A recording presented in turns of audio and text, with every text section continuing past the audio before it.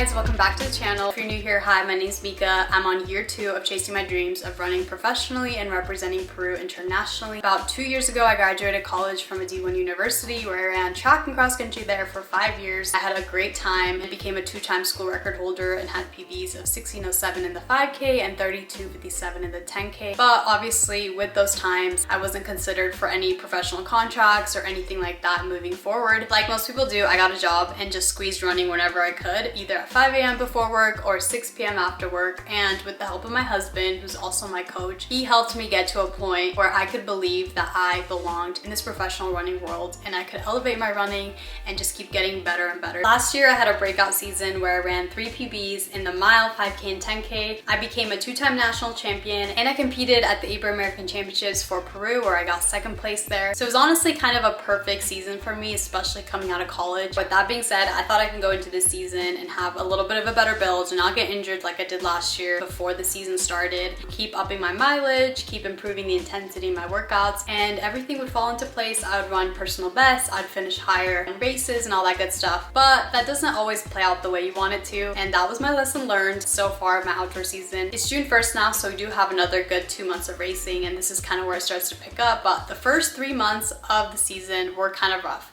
So let's talk about it.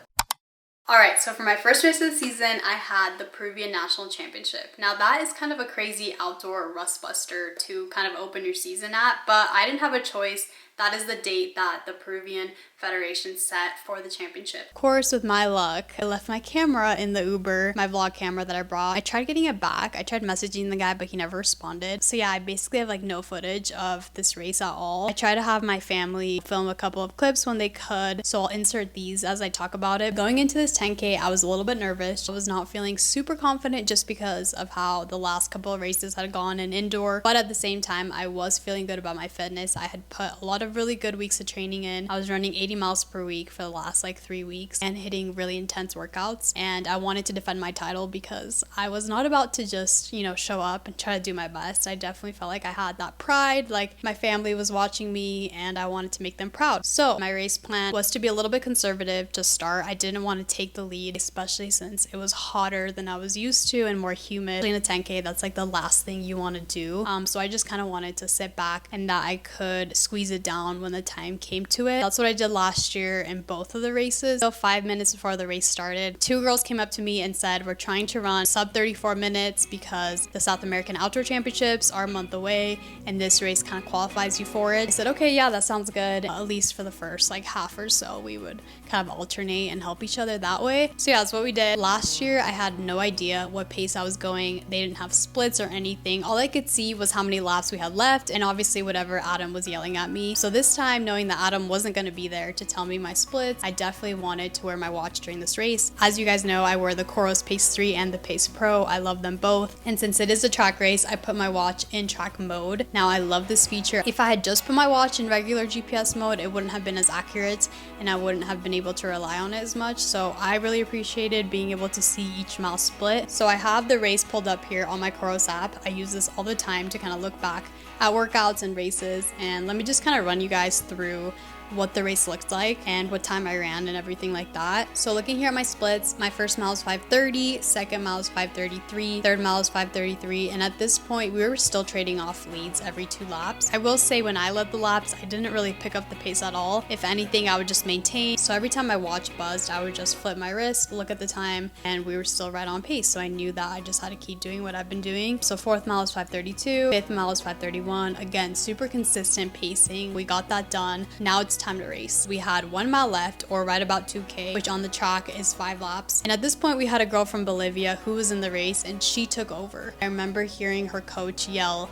like 79 instead of like 82 that we've been doing. So I was like, oof, okay, we are moving now. And right around here is when I was like debating, okay, do I go now? I think it's time that I start pressing because I don't want it to be like an all-out kick. And last year I had made a move about 600 to go. That was kind of my plan, like let me just wait till 600 and then I will just kind of take it and see, you know, what legs anyone has left. I didn't feel the best, to be honest, but I was like, you know what, full send, it's now or never, right? And really just try to work. I try to tell myself like this is like a cut down, get faster every 200, whatever. Second to last lap was a 73. Going into the final 200, I was really feeling it. I was like gritting my teeth really hard. Thought I could like close a little bit quicker than I did. So that was the only thing that was kind of like, oh, I don't know what exactly happened there, but I did come away with the win, which is all that really mattered in my eyes. So that was a pretty successful day. I ran just under 34 minutes. On here says 33:53. Average pace was 5:27, and then my best mile was 5:06. You know, 3 of us ran sub 34, so it just put us in a good spot for the South American Outdoor Championships. So after that race, obviously I celebrated with my family. We had some dinner. I went home, and then the next day I woke up. I felt really good. I wasn't sore on my run at all. I felt like I had basically done a tempo run with like a fast finish at the end. I did go on my shakeout, and I kind of felt a little bit lightheaded. I felt a little nauseous, and then I was starting to feel like a sore throat come on, which was really weird. I don't know why I had all those range of symptoms, but I thought, oh, you know, I must just be tired from the race, and just basically rotted in bed the whole day because the 5K was the next morning at like 8 a.m. I woke up the next day. Lo and behold, I had a really bad sore throat. It just got progressively worse. I actually had chills throughout the night and just didn't feel good. So I texted Adam and told him, yeah, listen, like I'm not feeling the best. He said, if you're feeling that bad, don't race. We got other races coming up. It'll be fine. I was kind of struggling because I knew that the Peruvian Championships give me the best points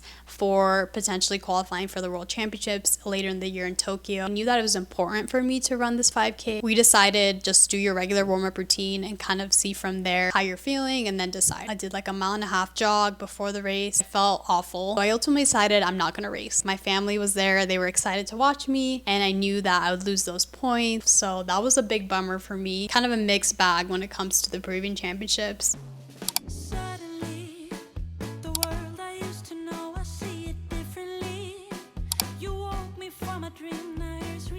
So even though I didn't get selected for the 5K and I couldn't do the double, I still had the 10K. So I was still feeling pretty excited and happy to go at it again. And I knew there was going to be some good competition. But before I headed out to run the championships there, I did enter myself into a 5K a week before. Now, I know that's crazy. That's kind of a quick turnaround to do a 5K and then travel to Argentina and run a 10K only in a week's span. But I thought I could do it because I was that confident in my training. I knew that I just had kind of an off day in Peru. I didn't feel the best. I still pulled off the win, and then I got sick. Obviously, I dipped a little bit lower in mileage when I was sick in Peru. But coming off of that, when I came back to Utah, I had some really great workouts. So I felt pretty good about it. Kind of had a little chip on my shoulder since they didn't select me for the 5K. I kind of wanted to prove like, no, I'm a good 5K runner. I'm going to run fast. I thought I could break 15:30, which is the Peruvian national record. So that was kind of my goal going into that race. Sometimes you just need a little confidence booster, okay? Running a 5K PB, I thought would just give me that extra little bit of confidence heading into the South American Championships. And I think that in hindsight wasn't the best. I run my best when I'm just happy and content, and I want to do it for myself and not for others. Come Bride and Clay, I was feeling good, optimistic about everything. Did my usual pre-race routine.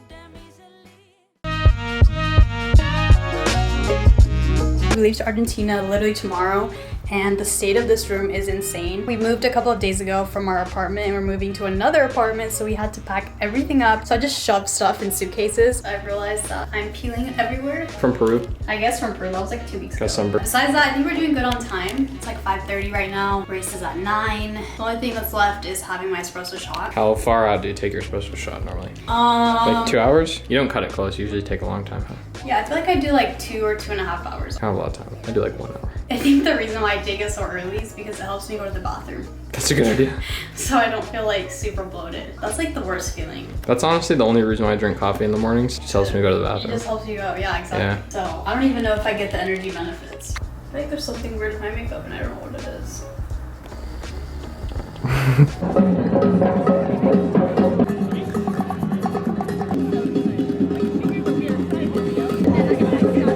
Can I take off my pants now?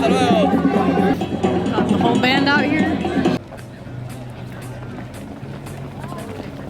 Bye. Good luck. You got it. You got it.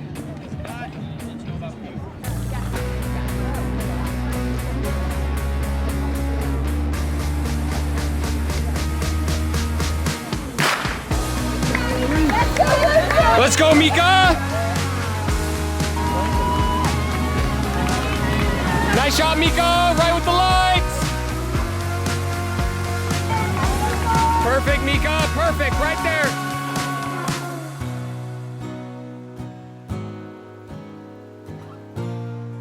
Mica, 457, you're okay, you got it,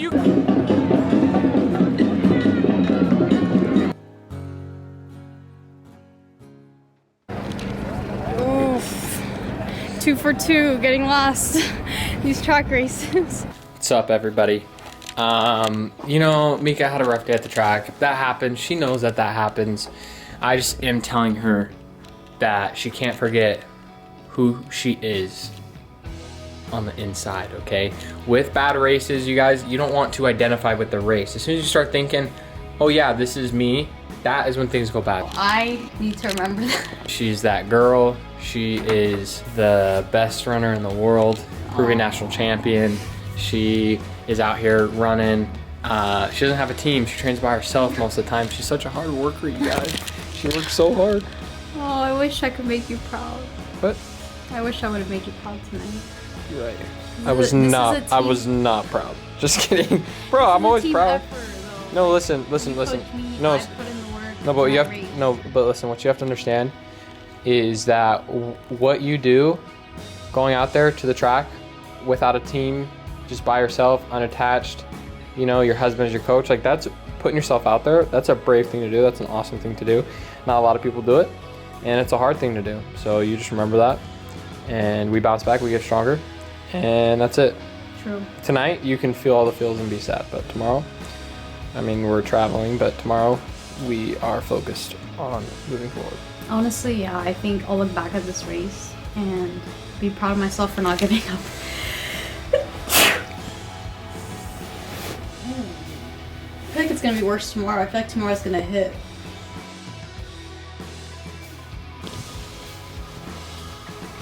How it feels? Not great. My thing is like after these races, I feel like I always feel like embarrassment and shame and just like I just want to hide. I don't want anyone to see me. But then it's like at the end of the day, like nobody cares that much like about you. Like it's not like it's your own little world, but everyone's like focused on themselves for the most part. So it's not like everyone is looking into it that deep, except for me. So like I shouldn't be walking around like embarrassed. Now when I tell you that race crushed me, the gun went off and we were all kind of together, single file, for about a lap or two. The front pack separated and I just tried to stay in that second pack because I'm trying to break 15:30, not 15 minutes. So I kind of knew that was my limit. Trying to be smart. But the problem with that was that there wasn't really a second pack. It was like 1 or 2 girls. And so for a lap or two, I stayed behind them. And then one of the girls actually picked it up to go with the front pack. So really it was me and one other girl. And we came around at a mile, I think it was like 4:55, 4:56. I think a lot of my other races where I had around 15:36 were anywhere from 4:55 to 5-minute pace for the first mile. So that was right on par with what I expected. But at that point, I felt pretty tired. Like trying to stay with that one girl took everything I had. My legs just could not go. I tried so hard. As much as I like to say you can run when you're tired, you can push through. A lot of the PBs I have are from when I've felt pretty decent, at least through halfway in the race. Obviously it hurts later, but you want to feel like pretty good early or else you're kind of cooked. And turns out there was a third pack who was a little bit behind me and they actually were pacing themselves really good and they caught up to me and passed me. So in hindsight, I wish I would have just gone honestly more in the back of the race, but at the same time I did try to send it. I thought that I could break 15:30, so I don't know, I'm kind of mixed feelings there. But yeah, from there I just slowly died a painful death. I think I started running over 5:20 minute mile pace, and yeah, just trying to get to the finish line was my only goal at that point. There was so many times where I considered just stepping out and dropping out, but then I kept thinking like, this is not going to help me going into my next race that's a week from now, like knowing I just dropped out from a race. So I definitely wanted to finish it and just get the effort in at least. I honestly try to forget about that race because it's low-key like trauma in my brain. Sometimes when you have a race or races that don't go exactly how you planned, the best thing you can do is step on another starting line to kind of rewrite that story.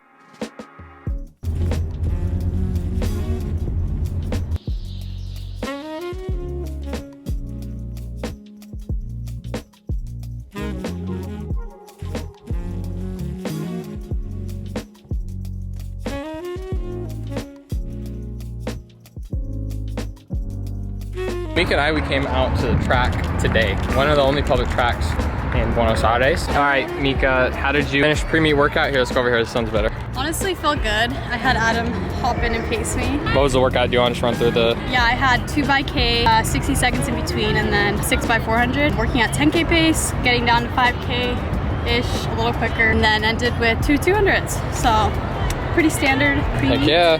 Feeling good. The race was in Mar del Plata, but we stayed in Buenos Aires for like 4 or 5 days before, which is really nice because it's a big city. I got to go to try different little coffee shops and go to different restaurants, so I really enjoyed that like touristy part of it. But at the same time, I was still kind of sad from the race that had just happened, while also trying to mentally get ready to run another race and have the confidence and the belief again that I can do well in this race. Eventually I got to a point where I was like, you know what, I can't forget who I am. I am a good racer. I've put in the work. I've done everything I can do. Let's just go out there and send it once again, see what happens. I really like championship races because you don't have to worry about time. It's purely about racing and who finishes first. So I was really excited about that. I think I race best when I can zone out, but also mentally engage myself with moves that are being made throughout the race. So that's exactly what ended up happening. Show me what you just offered me out of your backpack. I always come prepared. Oh, you wanted waffles? I got you. Protein waffles. Where'd you make those? I made them in the room.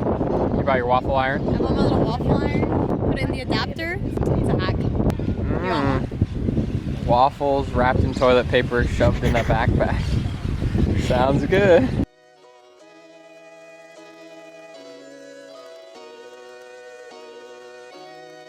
Good luck, Mica. Stay focused, stay positive, trust your instincts.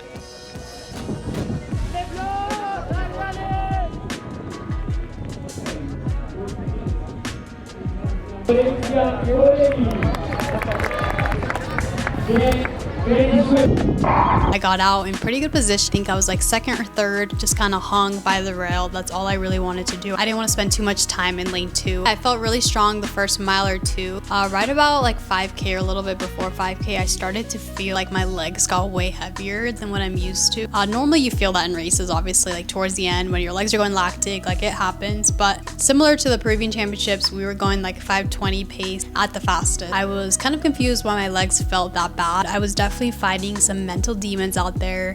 There were a lot of times where I felt like I was about to get dropped at any second. My friend Saida, who is my other Peruvian teammate in the race, she took over, she took the lead, and she really started pressing. She started going like 76s. All right, Mica, start thinking about position. It's getting close. All right, Mica, it's gonna be a gut buster. Get ready. You're doing okay. Trust your instincts. You got it.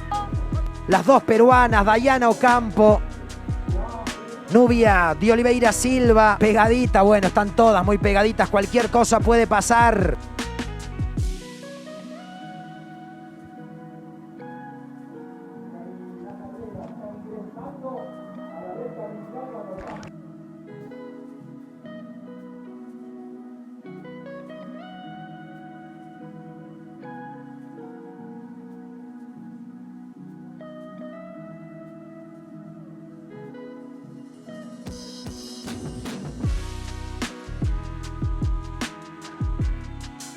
Mica, refocus. You can get him. You got it. Keep going. Keep going. Atención que Nubia la rebasa. Señoras y señores, es el desenlace. Va a ser para Nubia, Florencia Borelli y Eddie Marbrea. Florencia Borelli, la dueña del récord sudamericano y la medalla plateada para la Argentina.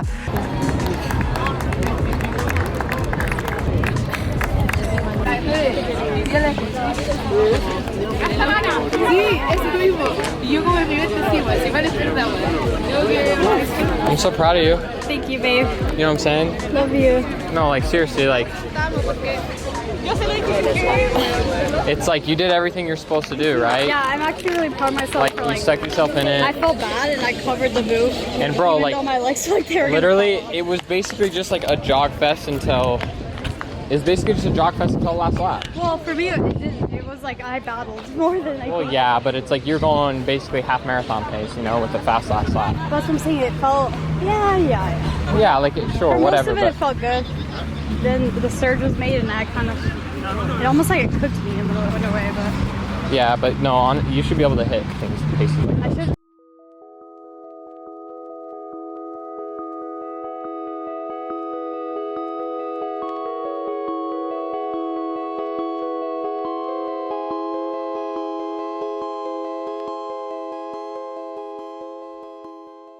Where am I mentally, emotionally, physically now? Sitting here with you guys on June 1st. I've had about 5 weeks since my last race to just kind of get myself feeling better and get myself in the right headspace to keep racing and go for some PBs again this summer. We all know I can push really hard in training, but it's all about recovering afterwards, so that's kind of the focus. I'm trying to drink more water, I'm trying to eat more food, I'm trying to get my iron up, I'm trying to do all the little things behind the scenes, so hopefully I can get to race day and I can feel strong and I can feel ready to give my best performance and showcase all the hard work I've been putting in. And yeah, with that being said, I'm excited to announce that I will be racing actually next weekend. I've kind of been keeping this as a little surprise just because first off, I didn't know if I was going to race or not, considering that I wasn't feeling my best. I wanted to make sure that when I am ready to commit to a race, I'm doing it 100% and I'm excited for it. And turns out I am. So I'm racing next week on Saturday in New York and I'll be doing a road 10K. Now, I'm really excited about this for a lot of reasons. I like that it's a road 10K because it's,